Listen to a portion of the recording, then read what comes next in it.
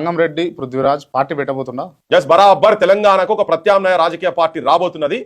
ప్రజల తరఫుకెళ్ళి వస్తుంది, ప్రజల మన్ననతో వస్తుంది. బరాబర్ ఆ లైన్ లో పనిచేస్తున్నాం. పెడుతున్నారా? పనిచేస్తున్నాం. ఎస్, పనిచేస్తున్నాం. పార్టీ నడపాలంటే ఆషామాషి కాదు కదా, డబ్బులు కావాలి. ఉన్నాయా మరి?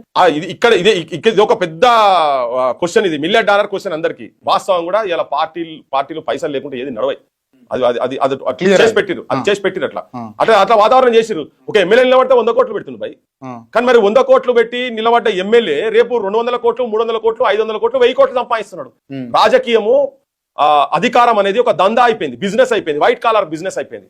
మొత్తం పాలిటిషియన్స్, నేను చాలా సిగ్గుపడి చెప్తున్నా, అందరు కూడా లంగ దందాలే చేస్తున్నారు మొత్తం పాలిటిషియన్స్ మొత్తం. సో అటువంటిది కాకుండా ప్రజలు పైసలు తీసుకొని ఓటేస్తే దొంగలు వచ్చి కూర్చుంటారు. వాడు నువ్వు సర్పంచ్ కూడా, సర్పంచ్ ఇలా ₹1 50 లక్షలు లేనిది లేదు. 50 లక్షల ₹1 భూములు అమ్ముకోవాలి, ఆస్తులు అమ్ముకోవాలి, అప్పులు తీసుకురావాలి, భార్య నగలు అమ్ముకొని నిలబడాలి. పైసలు రావు, ఆత్మహత్యలు అవుతున్నాయి. అట్లా చాలా కుటుంబాల దగ్గర నేను పోయినా. ప్రజలు పైసలు తీసుకోకుండా ఓట్లు వేసేటువంటి జీరో బడ్జెట్ బరాబర్, అది తప్ప జనానికి వేరే దారి లేదు. అది కూడా చెప్తున్నా. పృథ్వీరాజ్ గారు పైసలు లేవు. మేము తెలంగాణకు ఏం అన్యాయం జరుగుతున్నది, ఏ ఆకాంక్షల గురించి, ఏ ఆశయాల గురించి తెలంగాణలో గతంలో 369 మంది కావచ్చు, మొన్న 1200 మంది బిడ్డలు చనిపోయినారు, రైతుల ఆత్మహత్యలు కావచ్చు, నిరుద్యోగంతో సతమతమవుతున్న యువతలు కావచ్చు, వీటన్నిటికీ ఒక పరిష్కార మార్గం కావాలంటే నీతివంతమైనటువంటి నాయకత్వం, నిజాయితీ గల నాయకత్వము, ధైర్యము, దమ్ము ఉండి ప్రజల పక్షాన నిలబడేటువంటి వాళ్ళు, అమరుల ఆశయాలను జనం లోపల తీసుకుపోయేటువంటి వాళ్ళు ఒక కూడలి అవుతున్నాం అందరం.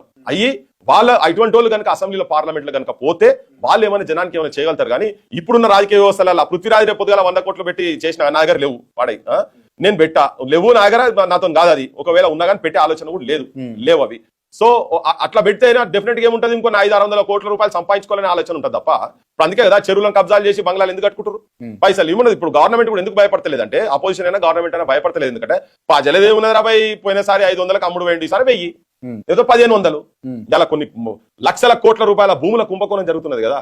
ఇవన్నీ ఏంది, వాళ్ళు సంపాదించుకున్న దగ్గర ప్రజలు బజాట్ల అంగట్ల సరుకులు కాబట్టి కొనుక్కోవాలి. మేము ఎదిరిస్తున్నాం భయ్, మేము సచ్చిన శాపలం కాదు.